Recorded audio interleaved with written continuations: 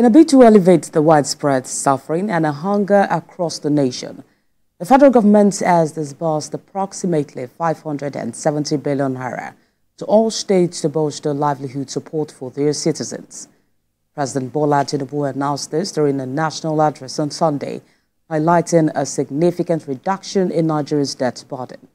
The president revealed that the country's debt service revenue has decreased from 97% in 2023 to 68% in 2024, granting Nigeria greater financial autonomy. This newfound fiscal freedom enables increased investment in vital social services like education and healthcare. Furthermore, President Bola Tinubu disclosed that over 600,000 small businesses have already benefited from grants, with an additional 400,000 expected to receive support. This move aims to stimulate economic growth and also provide a safety net for vulnerable population.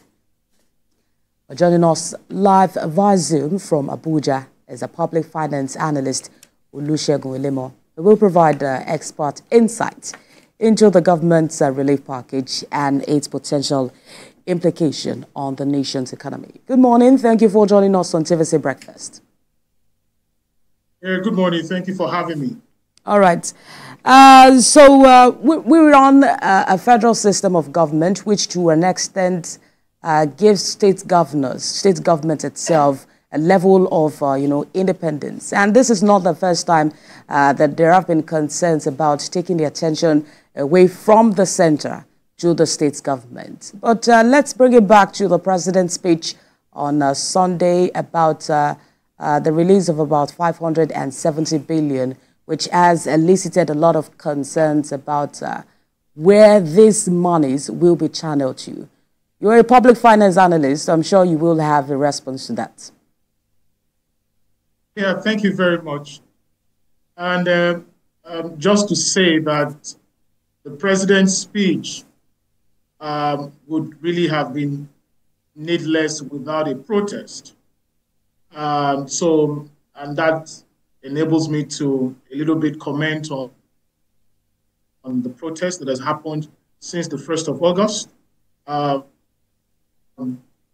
Unfortunately, the protest has taken several dimensions, but that is certainly without prejudice to the yearnings of Nigerians, including myself, and to say that indeed people are suffering and that the government needs to do more to attend to all of the demands.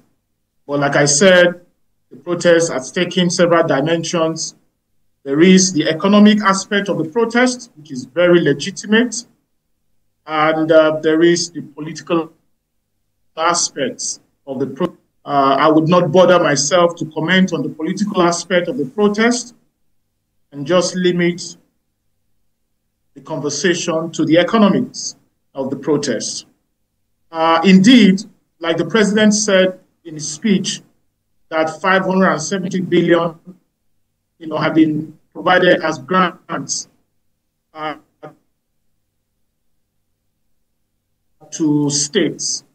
The hardship being experienced as a result of policies about a year ago, specifically the removal of subsidy as well as the liberalization of the foreign exchange. My concern is that I think we need to really determine how exactly we want to run this federal system of government. For instance, prior to the removal of subsidy, I think on this platform and many others, I had my own submission on how I thought President should go about the removal of the subsidy and should also put some responsibility on the table of sub-national governments. And we have now seen it, that without putting those responsibilities on the table of governors, it will be difficult to really, take away the pressing of the president from some of these policies. Unfortunately, not many Nigerians understand how the federal system works. And unfortunately, again, our federal system doesn't work as it should be. But I know the president is trying his best. For instance, the autonomy for the local government, which he had to pursue through the Supreme Court, having explored several avenues with the state governments. But again, going back to the grants that have now been provided, I think it is that same issue that we're discussing about transparency and accountability. And I don't think the president's speech should have been that opportunity for us as Nigerians to understand how much have been provided to state governments. I think this information should have been put out much earlier so that the attention of Nigerians and the protesters can also be drawn Absolutely, to the respective state governments. So I agree with you on the fact that, this monies that were disbursed should have, the public should have been informed about it earlier and not just during the presidential address. Many states government even most times may not even, come out to talk about the funds that have been provided by the federal government. And some analysts have identified that to an extent, the way the federal government can reach people at the grassroots is really the state government and also the local government. And so in the first place, we should be having the state governors also come out to give an account of, the state allocations and how it has been spent. We also know that, we saw a level of increase in the FAC allocation given to the state and the local government. And that's why we're bringing up the issue of accountability at this point. How do we ensure, or how do we move from here as regards accountability, especially by state governors to the people? Perhaps we should be exploring publishing some of these things in the newspapers. Well, I think that in terms of data availability, I think there's some level of information that is now relatively public. But again, the use of that information is another thing. And I think recently, from our analysis, and it ties again to what state governments are using resources to do. Like you said, there's been about 50% on the average, 50% increase in FAC allocation to states. Unfortunately, many states prefer to take up needless infrastructure expenditure at this critical time where people are suffering and crying solely for food. You can imagine a state government with the severity of the situation we're in right now taking up construction of airports in a state that is one of the top 10 poorest states in the country.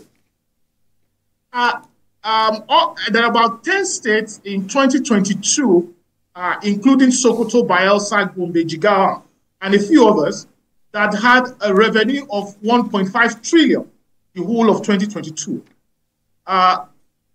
These 10 states combined did not spend up to 10% of that revenue on education. They did not spend up to 7% of that revenue on healthcare, not up to 5% on agriculture.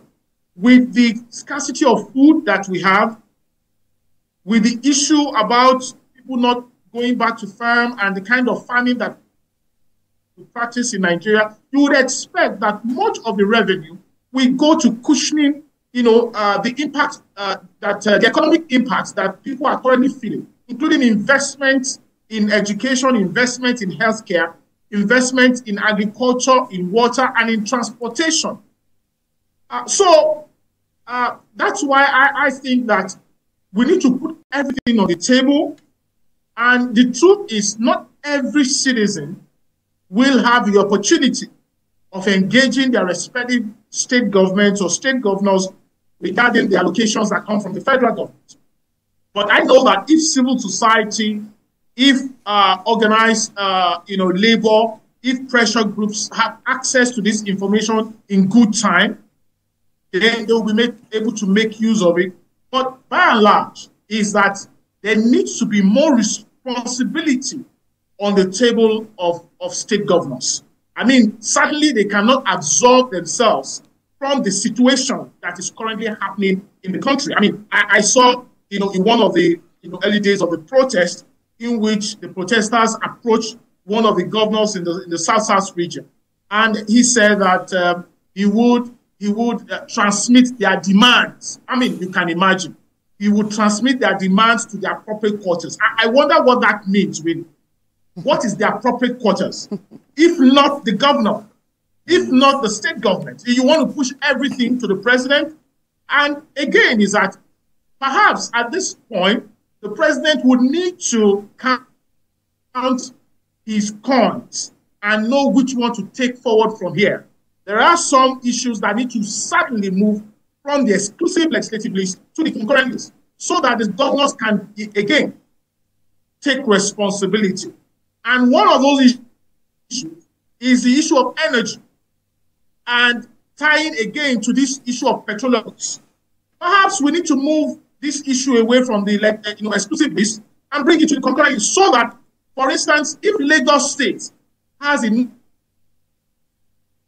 resources to continue to subsidize citizens in Lagos State on petroleum products, then it can go ahead. And if, for instance, Kano State says, I cannot continue that subsidy, then it can go ahead. But a situation where the federal government takes up the total burden and then continue to share, this burden in a manner that is not, unjust. I mean, certainly it doesn't portray social justice really when you look at it. So the federal government will need to make some good decisions at this point. The same way the federal government decided to approach the Supreme Court to decide the issue of the autonomy for local government, it will need to also take up some structural decisions regarding what needs to stay on this exclusive list and what needs to then, move downwards to the concurrent list. So you had mentioned earlier that more responsibility should be on the table of the state governors, but we run a system whereby the state governors have to send some money to the federal government, and later they will go cap in hand to the same federal government for allocations. Looking at all of this, plus infrastructural development, do you also think that we should stop some projects and focus on ending hunger? For instance, now, there are projects that many people believe do not add anything meaningful to the lives of Nigerians. Do you think such projects should be stopped so that those funds move to ending hunger, developing agriculture in our various states, ensuring that we grow what we eat and all of that? Do you think it should go there? And also looking at the state governors, what you have said with the state governors, how far can we go with that when state governors will go to the federal government to get allocation, and yet we don't see the needed development?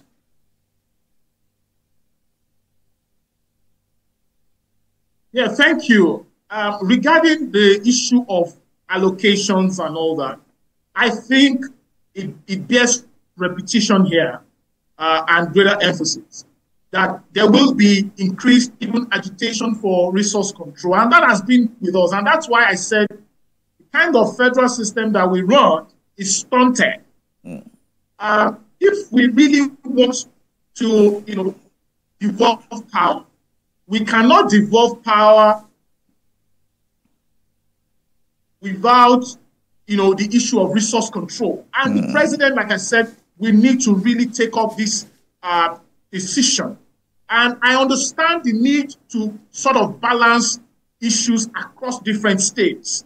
Like, for instance, perhaps maybe there's not so much revenue from some states, and there's some revenue from some states. And you don't want a situation where some states aren't, bringing in anything, and suddenly they are not getting anything. Sure. And it's a situation where some states are bringing everything and then are getting everything.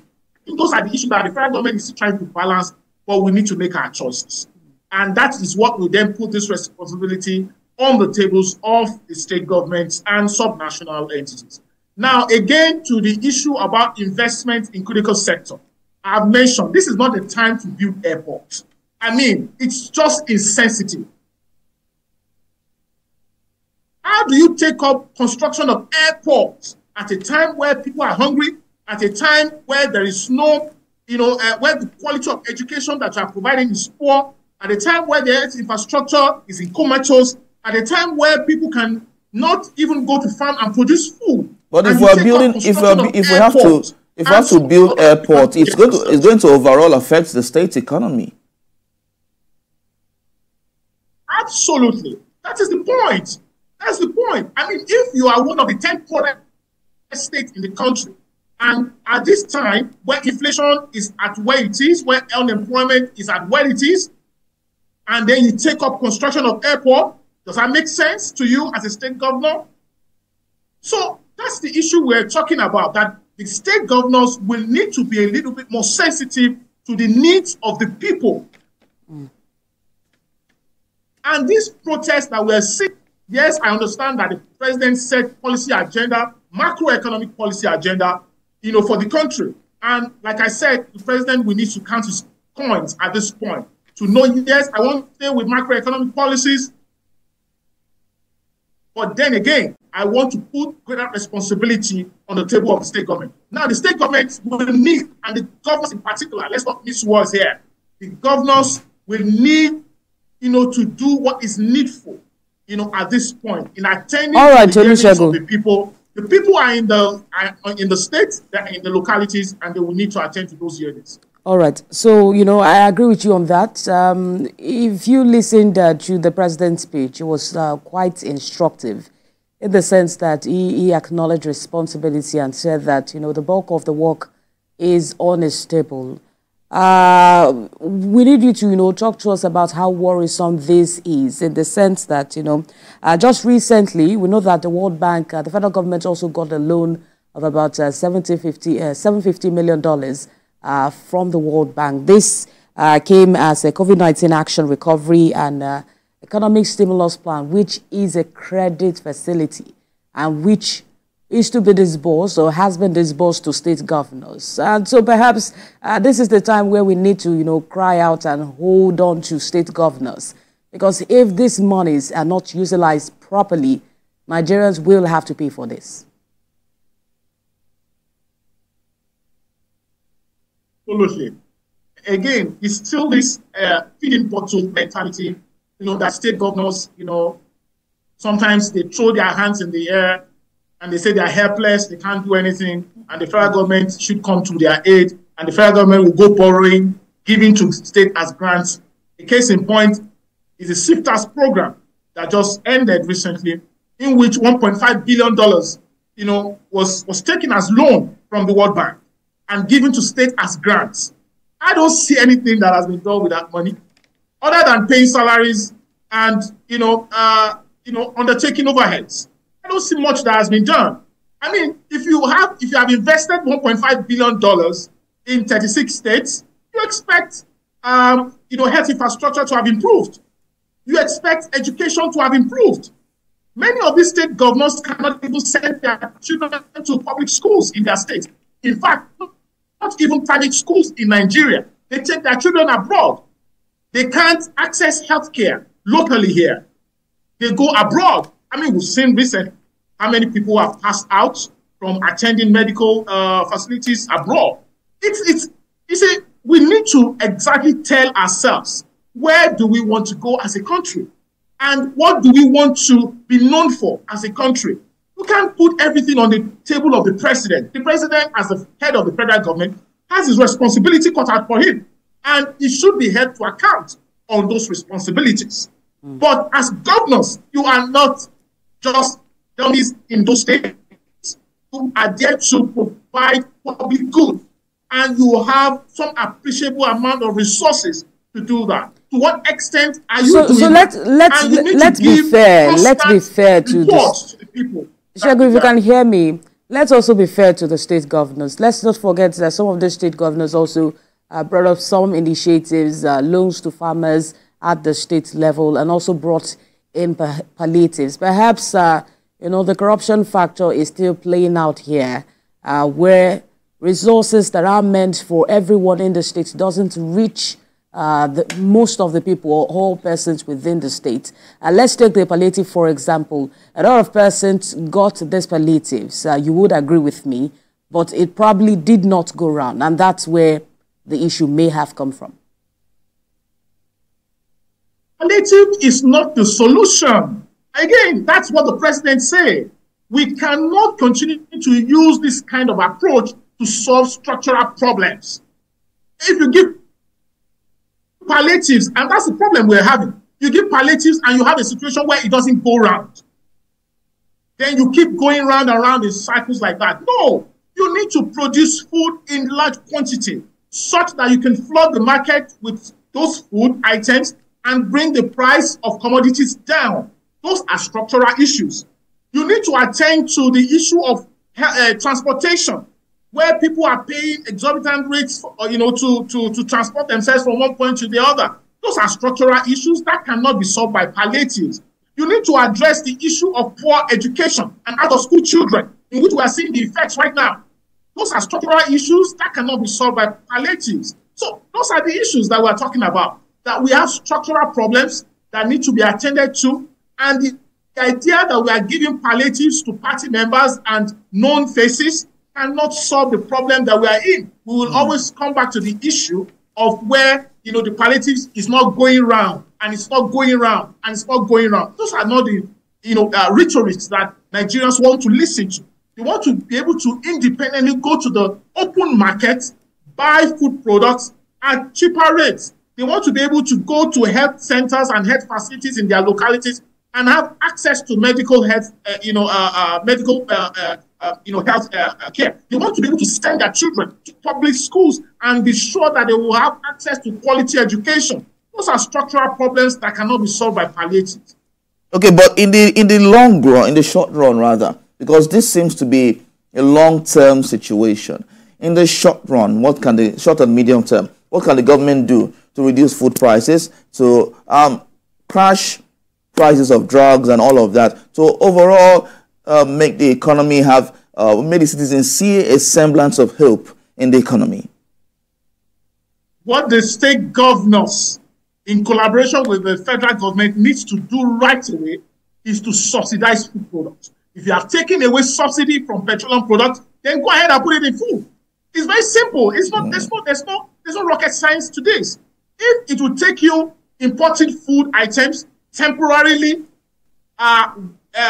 before we then scale up production and resolve the insecurity issue that is affecting farmers right now, then go ahead, open borders and bring in food items and subsidize it, and then put it in the market for everybody to be able to buy. But duty has been removed on food items for 6 months. Will that help as well? Absolutely. Well, I think it will help in a way, but you can see that is one step that the federal government is taking by taking away levies and taxes from food items that are going to be imported. But I am saying that even state governors need to do something, and it goes beyond just palliative distribution. Go ahead in mass, in large quantity, bring in and subsidize food products, subsidize transportation. However you want to design that transportation subsidy, go ahead and subsidize it.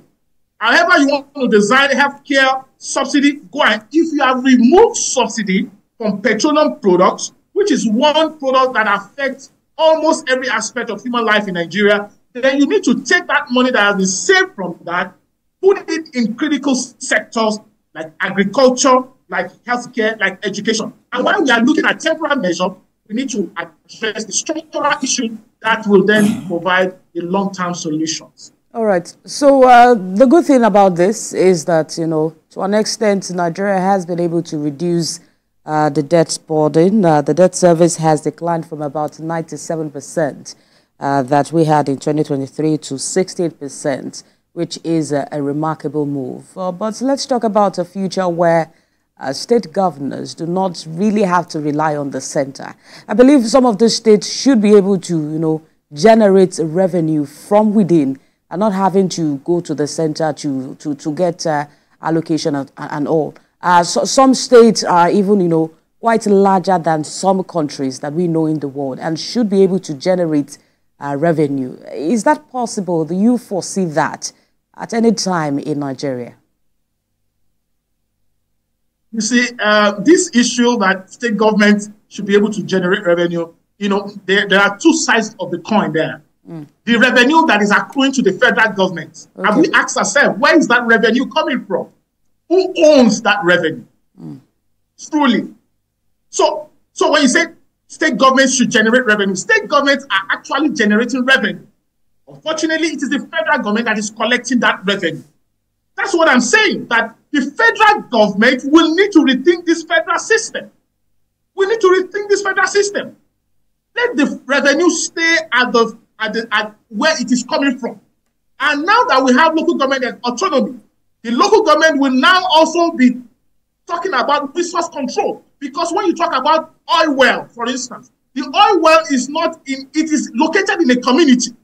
And that community is first of all located in a local government before it becomes a state, before it becomes a country. So the revenue is coming from a community. We need to rethink this federal system. Stop that when these revenues stay where they should be and a quota is now contributed to the center, then the federal government can now take much of the issues that it is dealing with in the exclusive list and push it back to the concurrent so that there will be responsibility on the table of the state government. Again, I understand the issues that we need to balance this conversation because ideally, some states are not even contributing anything to the federal pulse right now, or contributing very little. It is not because of lack of resources that they can exploit or explore in their state. It is out of laziness and not knowing what to do. So those are issues that need to be addressed. But like I said, this federal system is not what it should be. We need to redesign it and rethink it in such a way that can then put responsibility where they should be and limit the focus of citizens year in, year out on who is the president. So you're saying we should rethink this federal system. In your own view, which will be a better system for us? Absolutely.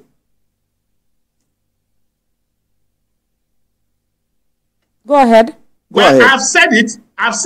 What I said is that we need to the devolution. As we talk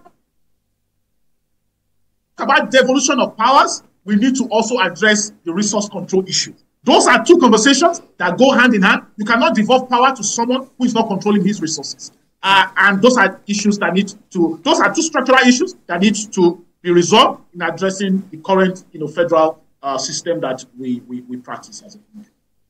All right, Mr. Lemo, the 570 billion naira that was approximately disbursed to states in the country, this move was aimed to, stimulate economic growth and provide a safety net for vulnerable populations. So we're just going to, wait out to see the impact on that in major communities across states in Nigeria. But that's a fine place to leave the conversation for today. We want to thank you, public finance analyst Olusegun Elemo. Thank you for joining us on TVC Breakfast this morning. Thank you for having me.